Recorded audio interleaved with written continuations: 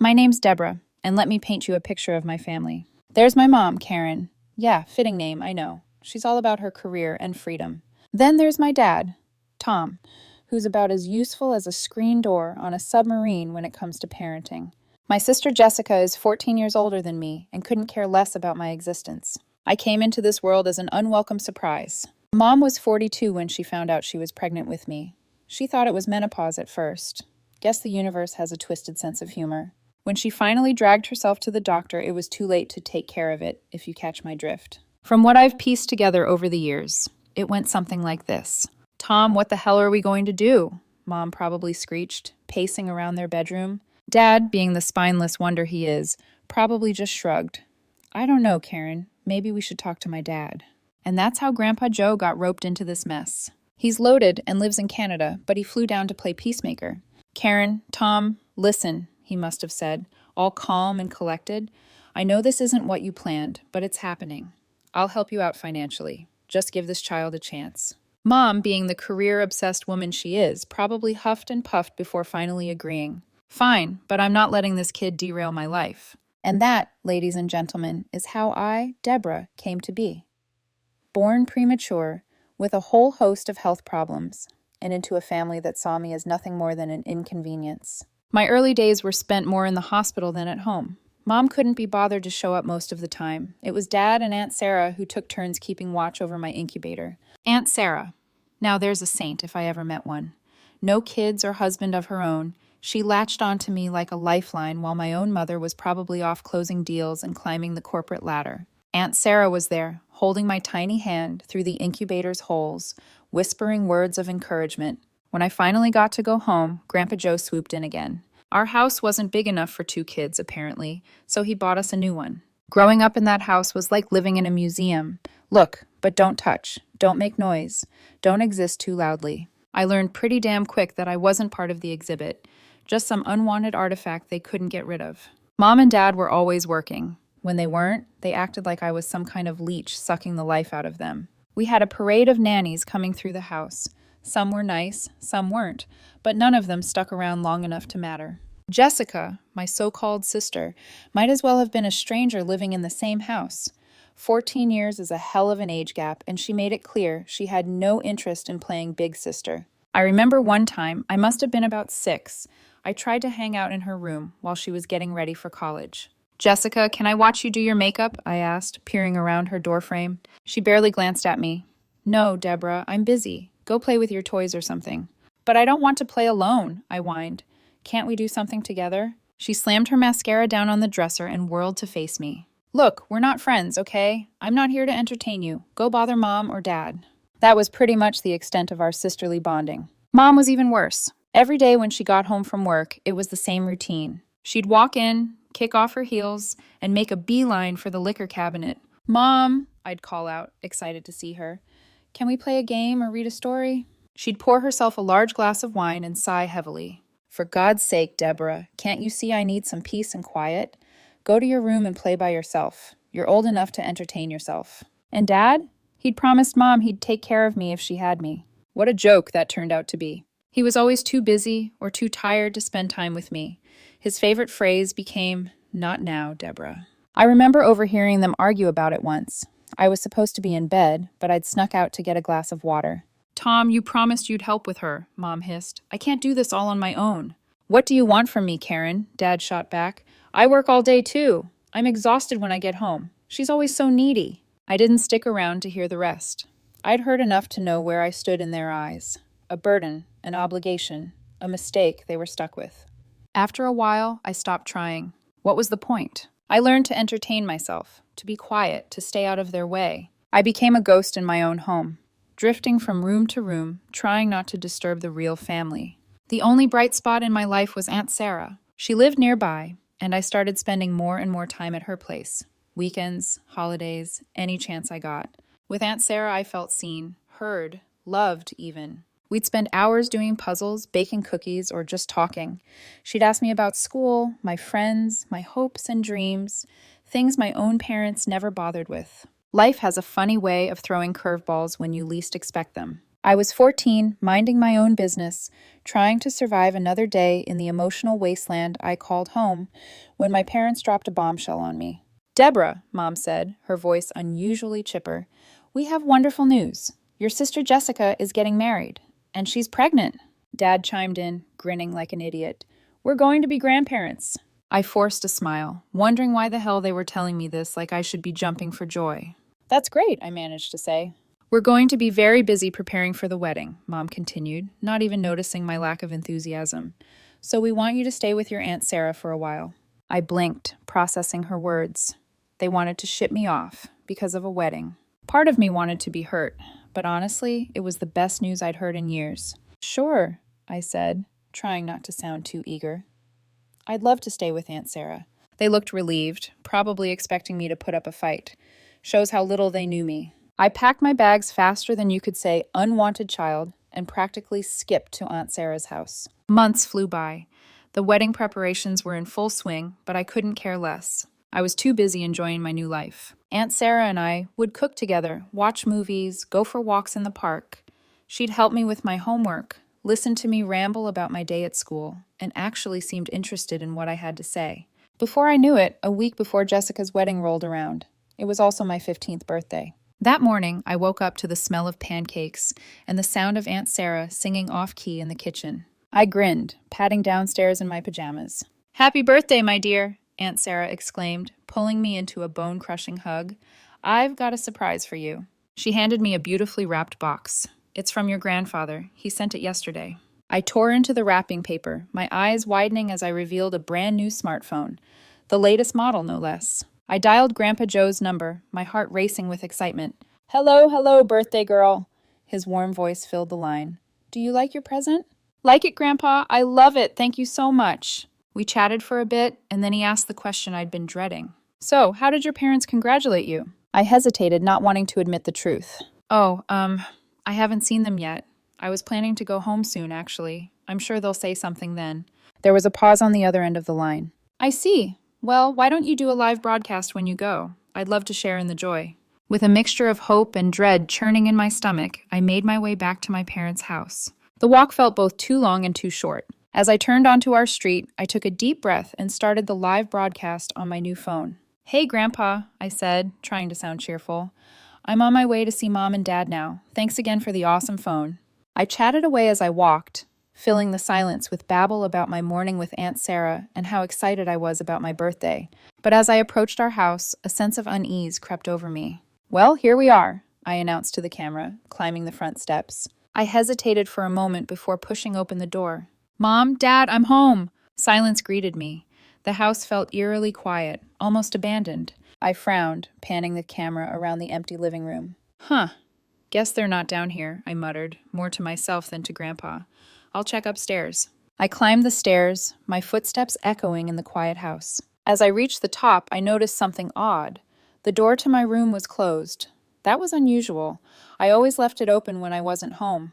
"That's weird," I said. "My door's never closed." I reached for the doorknob, pushed it open, and froze. The room that greeted me was not my room. At least, not anymore. The walls, once a soft lavender, were now a pale blue.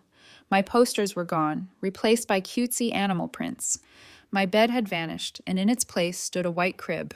"What the hell?" I gasped, stumbling backward. The phone nearly slipped from my grasp as I spun around, trying to make sense of what I was seeing. This can't be right. This is my room." Just then, I heard a door open behind me. I whirled around to see my parents emerging from their bedroom, looking startled to see me. "Deborah," Mom said, her eyes darting between me and the phone in my hand. "What are you doing here?" I barely registered her words, still reeling from the shock of my transformed room. "What happened to my room?" I demanded. "Why is it blue? Where's all my stuff?" Dad cleared his throat, looking uncomfortable. "Well, you see, Deborah, we've decided to give this room to your sister's baby, our first grandson." Mom nodded, a smile plastering itself across her face. "Yes, isn't it wonderful? Jessica's having a boy, the son your father's always dreamed of having.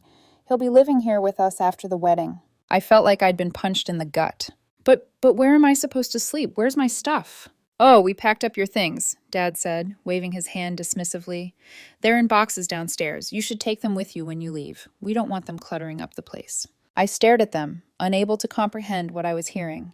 Leave? What do you mean leave? This is my home. Mom's smile faltered for a moment before she forced it back into place. Deborah, dear, you have to understand, with Jessica and her husband moving in and the baby on the way, well, there's just no room for you here anymore. I stood there, frozen in disbelief, my mind reeling. Suddenly, a surge of anger welled up inside me, pushing through the shock. No, I said, my voice shaking. No, I won't leave. This is my home too. You can't just throw me out like I'm nothing. Mom's fake smile vanished, replaced by irritation. For heaven's sake, Deborah, don't be difficult. Difficult? I spat back. It's my birthday, and you're kicking me out. You didn't even remember, did you? Dad rolled his eyes. Your birthday? Is that what this tantrum is about? We don't have time for this nonsense. Their callousness hit me like a physical blow. I felt tears welling in my eyes, but I blinked them back furiously. How can you be so cruel? I'm your daughter. A daughter we never wanted, Mom snapped, her composure finally cracking. Do you have any idea how much you've cost us? How much attention you've demanded? We're exhausted, Deborah. Dad nodded, his face twisted with annoyance. We didn't want a second child. You were a mistake, an accident. And now we finally have a chance at the family we always wanted. Their words cut deep, each one a knife to my heart. I watched in stunned silence as they grabbed the bags they'd packed with my belongings and started shoving them out the front door. There, Mom said, dusting off her hands. Now take your things and go to your precious Aunt Sarah. She loves you so much. Let her deal with you. I couldn't move, couldn't breathe. This couldn't be happening. It had to be a nightmare. What are you waiting for? Dad barked. Get out. We have a wedding to prepare for, and we don't need you here complicating things. That's when the dam broke. Tears streamed down my face as the full weight of their rejection crashed over me. How could you do this to me? I sobbed. I'm your child. Stop it, Mom hissed, glancing nervously at the windows. You're embarrassing us. The neighbors will hear.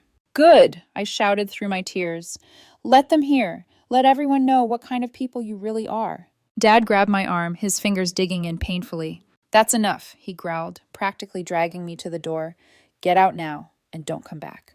With one final shove, I found myself on the front porch, my bags scattered around me. The door slammed shut behind me with a finality that echoed in my bones. I don't know how long I sat there sobbing on the steps. Eventually, I gathered my things and started the long, miserable walk back to Aunt Sarah's.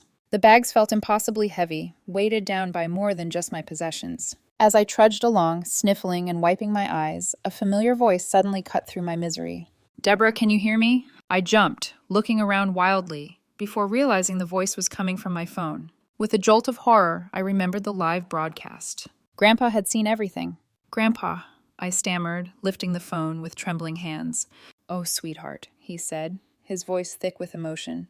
I'm so sorry you had to go through that. Look, we'll sort this out, I promise.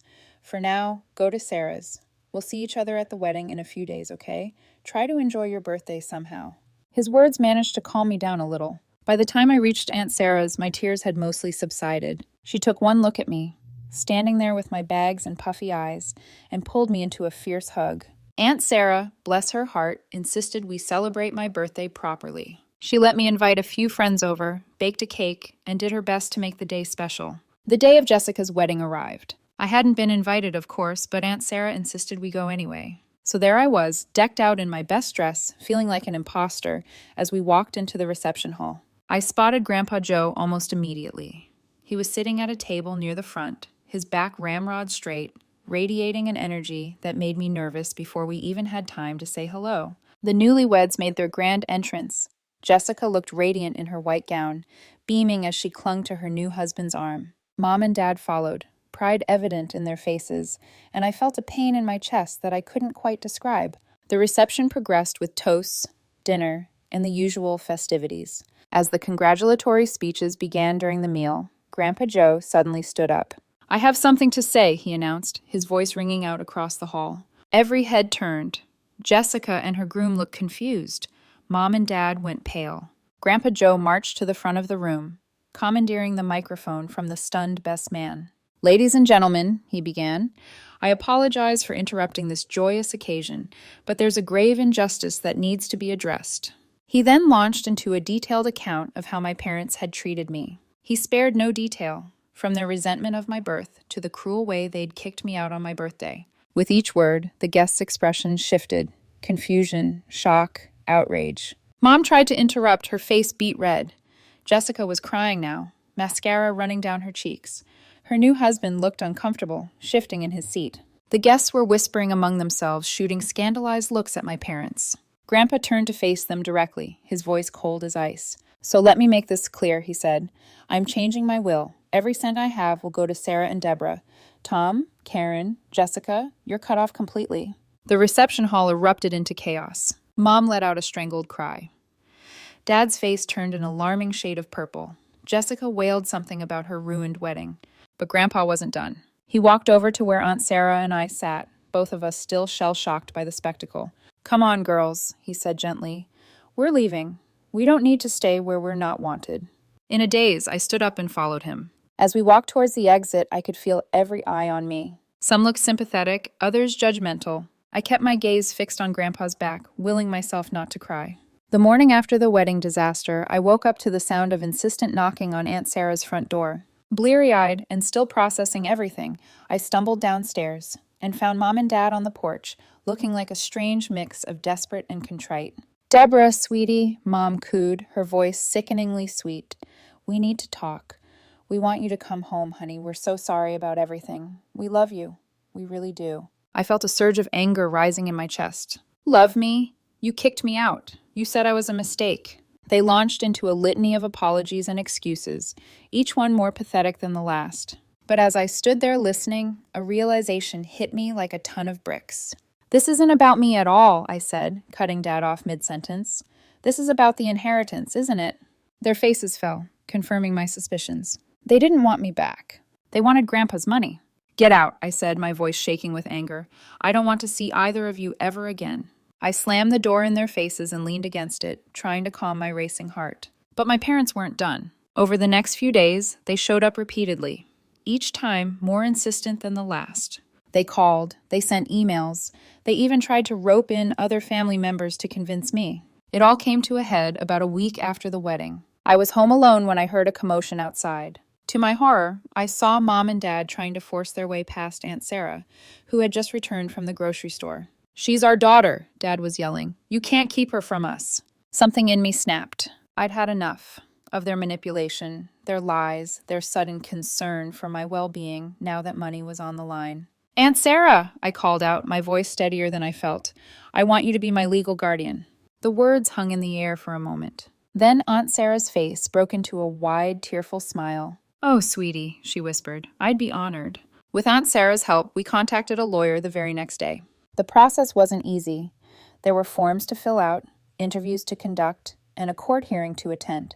But through it all, I held on to one piece of evidence that I knew would make all the difference: the video from my ill-fated birthday visit home. The day of the court hearing arrived, and I felt sick to my stomach. My parents were there, of course, playing the roles of concerned, loving parents to perfection. But when the judge asked for evidence, and we played that video, the one where they kicked me out, where they told me I was unwanted, the atmosphere in the courtroom changed. I'll never forget the look on the judge's face as she watched my parents callously toss me aside. When the video ended, she turned to them, her expression hard as stone. "In all my years on the bench," she said, "I've rarely seen such a clear case of parental neglect and emotional abuse." The ruling came swiftly after that. Aunt Sarah was granted full legal guardianship, and my parents' rights were terminated. As the gavel came down, I felt a weight lift off my shoulders. For the first time in my life, I was free of their toxic influence. Life has a funny way of coming full circle. Just when I thought the drama was finally over, Grandpa Joe called us over to his lawyer's office. As we sat in the plush leather chairs, surrounded by mahogany bookshelves and the smell of old paper, I couldn't help but feel nervous. "Deborah, Sarah," Grandpa began, his voice solemn but his eyes twinkling, "I want you both to know that I've made some changes to my will." He nodded to his lawyer, who pulled out a thick document. "As I promised at the wedding," Grandpa continued, "I've decided to leave my entire estate to you two. Tom and Karen are officially disinherited." I sat there stunned. I knew Grandpa had threatened this at the wedding, but I never really believed he'd go through with it. As we left the lawyer's office, my head spinning with the implications of what had just happened, my phone rang. It was Jessica. "How could you do this to me?" she screeched the moment I answered. "You've ruined everything." I pulled the phone away from my ear, wincing at her volume. "What are you talking about?" Don't play dumb, she snapped. You turned Grandpa against us. Now he's leaving everything to you and Aunt Sarah. It's not fair. I want my share too. I felt a flash of anger. After everything that had happened, after the way they'd all treated me, she had the nerve to demand money. Jessica, I said, trying to keep my voice level, I didn't ask for any of this. It was Grandpa's decision, not mine. But you must have manipulated him somehow, she insisted. You've always been jealous of me. This is your revenge, isn't it? I took a deep breath, counting to 10 in my head before responding. Jessica, I'm sorry you feel that way, but I had nothing to do with Grandpa's decision. If you want to change his mind, you'll have to talk to him yourself. Maybe I will, she huffed. And don't think this is over, Deborah. You can't just waltz in and steal what's rightfully ours. She hung up, and I stood there for a moment, feeling a strange mix of emotions.